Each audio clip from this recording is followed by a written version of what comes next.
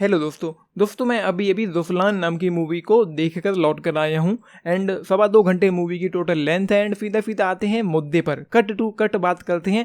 इस फिल्म में कुछ भी नहीं है। मतलब मैं यूं कहूँ कि अगर ये क्रैप है तो गलत नहीं होगा, क्योंकि कुछ भी नया नहीं है। एंड नया तो छोड़ दो, writing, screenplay, direction, treatment, potential, drama, masala, intensity, excitement, thrill, suspense, tension, कुछ भी नहीं है। मुंबई पर कुछ होने वाला है एंड उसको लेकर कुछ भी फील ही नहीं है, फूल ही नहीं है इस फिल्म में। एंड किरदारों को उतना डेवलप भी नहीं किया गया कि उसमें आप इमोशनली जाकर इन्वेस्ट हो पाओ। डेप्थ ही नहीं है, फील ही नहीं है। एंड कुछ लोग कहेंगे कि डेवलप तो किया गया है, वो यूं इतना किया गया है कि जो रुफलान है उसके पिता टेररिस्ट थे मुंबई में। वो कुछ एक स्कूल में धमाका करना चाहते थे जिससे कि कुछ बच्चे जो हैं वो मारे जाएं। तो एक पुलिस इनकाउंटर में उसके पिता की हत्या कर दी जाती है, मार दिया जाता है शूट आउट में।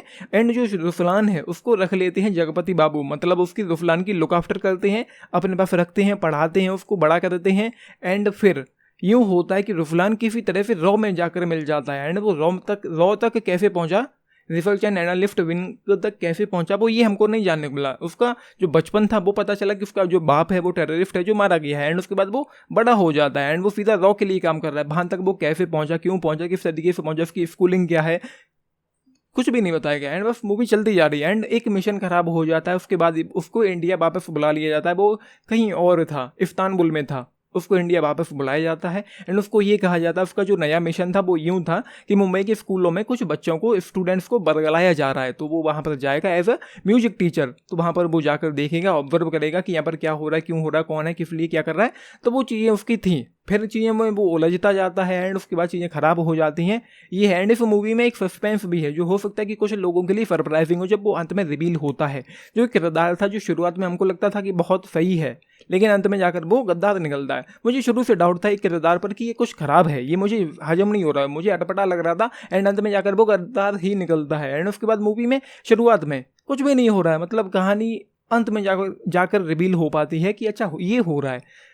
मैं बताऊंगा नहीं कि, मतलब वैसे तो मुझे लगता है कि बता देना चाहिए, क्योंकि जब मैंने मूवी देखी है मुझे लगता है कि अगर मैं बता रहा हूँ आप लोगों को तो शायद आप लोग इस मूवी को स्किप भी कर देंगे, क्योंकि 2.25 घंटे तक ये बस चलती रहती है। जैसा कि मैंने कहा, ना तो फील है, ना फूल है, ना इमोशन है, ना कुछ भी इंगेजिंग है, ना कुछ भी इंटरेस्टिंग है, ना कुछ भी ऐसा है जिसके साथ आप इन्वेस्ट हो पाओ, रिलेट कर पाओ, कनेक्ट कर पाओ। हाँ, चल रहा है मूवी में, क्या चल रहा है ये तो समझ में आता है, लेकिन कुछ भी है ही नहीं। पूरी ठंडी है पूरी तरह से, पेसिंग को लेकर हो या राइटिंग को लेकर हो या डायरेक्शन को लेकर हो, बस मूवी चलती जा रही है। एंड मुझे वो वाला मज़ा ही नहीं आया। एंड पर हाँ, एक चीज़ जरूर यहाँ पर कुछ अच्छी सी थी, एंड वो था मूवी का एक्शन, जो हाँ देखने में काफ़ी अच्छा लगा। उसके अलावा कुछ भी यहाँ पर नया नहीं है, टू बी ऑनेस्ट। एंड यहाँ पर कुछ एक जो चीज़ें थी, जैसे कि मूवी के क्लाइमैक्स में जो एजेंट वानी है वो एक आने वाली गाड़ी पर गोली चलाती है।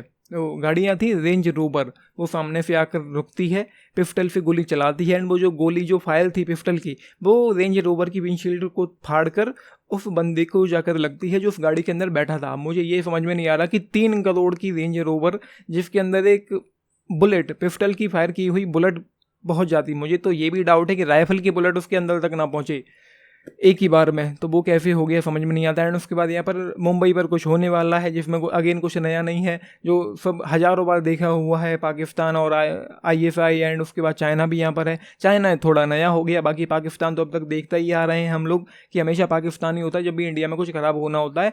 तो ये है। बाकी एक किरदार और है यहाँ पर, कासिम, जिसका नाम ही हमने सुना है, अभी तक देखा नहीं। एंड इस मूवी को सेकेंड पार्ट के लिए भी अधूरा छोड़ा गया है। तो टू बी ऑनेस्ट, इस फिल्म में कहानी के नाम पर कुछ भी नहीं है। जो किरदार हैं उनमें इमोशनली कोई डेप्थ नहीं है, कोई फील नहीं है। मूवी में राइटिंग, स्क्रीन प्ले, डायरेक्शन के नाम पर कुछ भी नहीं है। बस मूवी चलती जाती है एंड 2 घंटे तक आपको कहीं ना कहीं डिस्कनेक्टेड करके ही रखेगी, मतलब आप पूरी तरह से डिस्कनेक्टेड सा ही फील करेंगे। ये है, मतलब मैं क्या ही कहूँ कि मैंने क्या क्या देखा। बाकी बताने के लिए बहुत कुछ है, मतलब पूरा स्पॉइल हो जाएगा, आउट हो जाएगा, लेकिन फिर भी मैं चलो ठीक है यार, कुछ लोग देखना चाहें तो देख सकते हैं, मैं खराब नहीं करना चाहता हूँ। लेकिन यकीन मानिए कि मूवी में नया तो कुछ भी नहीं, अंत में जाकर रिवील हो पाता कि अच्छा ये हो रहा है। एंड एक चीज़ और मैं बता दूँ कि जो किरदार है यहाँ पर रुफलान, वो एक एल्विन नाम का एक जनरल था, जो जनरल वू का राइट हैंड था। एल्विन नाम का बंदा है, उसका इन लोगों को फ़ोन क्लोन करना था। क्लोन मतलब फोटोकॉपी, जैसे कि तैफा दो फ़ोन हो जाएं एक ही को, एक उनके पास रहेगा एक हमारे पास रहेगा, यहाँ से बैठकर हम उसके फ़ोन में जो सर्वर है जो डेटा है उससे पूरी जानकारी निकाल लेंगे। तो वो यूँ कहता है कि मैं इसमें प्रोफेशनल नहीं हूँ, रुसलान कहता है एजेंट वानी को कि मैं इसमें प्रोफेशनल नहीं हूँ, वक्त लगेगा क्लोन करने में। तो वो वानी कहती है कि टाइमिंग की चिंता तुम मत करो, तुम बस क्लोनिंग पे ध्यान दो। जबकि मुझे लगता है कि इस तरह के मिशन में मतलब जहाँ पर टाइमिंग एक बहुत महत्वपूर्ण चीज़ होती है, मतलब टाइमिंग का ही तो पूरा खेल होता है। अगर एक फ़ोन को क्लोन करने में वो 1 घंटा लगाएगा तो कैसे काम चलेगा।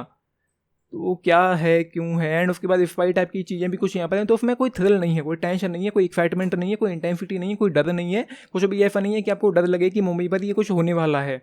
बाकी प्लान जो था उन लोगों का वो कुछ अलग सा था, लेकिन वही था कि मुंबई में उनको तबाही मचानी है। फुल्ली देखकर इस फिल्म के लिए मेरी तरफ से 1 स्टार। ना तो गाने उतने कुछ खास है, मतलब जैसा कि मैंने कहा है शुरू से लेकर एंड तक मैं पूरी तरह से लगभग डिस्कनेक्टेड ही रहा था। एक मोमेंट था जो मुझे थोड़ा सा लगा कि जब वो फ़ोन क्लोनिंग को लेकर वो फ़ोन कर रहा है, उसके फ़ोन में फ़ोन उसके बैग में फ़ोन पकड़ा जाता है, तो वो एक मोमेंट के लिए कुछ लगा कि कुछ था। बाकी तो एक्शन के लिए 1 स्टार इस मूवी के लिए, बाकी तो यहाँ पर कुछ भी नहीं है। तो मुझे लगता है कि आपको स्किप कर देनी चाहिए ये मूवी। बाकी एक्टिंग की मैं बात करूँ तो हाँ ठीक है, ऐसा कुछ उतना कोई ख़राब नहीं है, उतना कुछ ग्रेट भी नहीं। आयुष शर्मा का काम जो था वो ठीक ठाक मुझे सही लगा है, लेकिन जो साइड कैरेक्टर्स हैं उनको डेवलप भी नहीं किया गया। मतलब लीड को तो छोड़ ही दो, साइड के बारे में तो जानने को तक नहीं मिल रहा कि ये लोग आते कहाँ से। और उसके बाद रुसलान की लव स्टोरी शुरू हो जाती है एजेंट वानी के साथ, एंड उस केमिस्ट्री में भी कोई फील नहीं है। जस्ट 1 स्टार आउट ऑफ 5 इस मूवी के लिए बिलो एवरेज फिल्म है मेरी नज़र में। एक मैं यूं कहूँ कि कचरा फिल्म है तो शायद ये गलत नहीं होगा। एक खराब सी फिल्म है, कुछ भी नया यहाँ पर है ही नहीं, ऊपर से सेकंड पार्ट के लिए अधूरा छोड़ा गया है। बाकी जगपति बाबू का काम मुझे ठीक ठाक लगा है। तो वही यही सारी चीज़ें इस फिल्म में हैं। तो आपने देखी है, लिख के बताना 10 में से अगर आप लोग पूछें तो केवल 3 स्टार्स आउट ऑफ 10 इस मूवी के लिए। मुझे तो यहाँ पर कुछ भी अच्छा नहीं लगा, बस एक्शन जो था वो थोड़ा अच्छा था। 1-2 मोमेंट कुछ ऐसे भी थे जो पूरा एक्शन ही स्लो मोशन में चल रहा है यहाँ पर। तो ये है, आपने देखी है, लिख के बताना। बाकी लाइक शेयर सब्सक्राइब भी करना चैनल को, वीडियो को। एंड दिस इज नीतीश शान fining up, thank you. And मुझे तो इसने बोर किया है पूरी तरह से, 2 घंटे तक मैं बस बोर ही होता रहा वहाँ बैठे बैठे। ये है, thank you. And first half ज़्यादा खराब है सेकेंड हाफ के कंपेरिजन में। ये है, थैंक यू।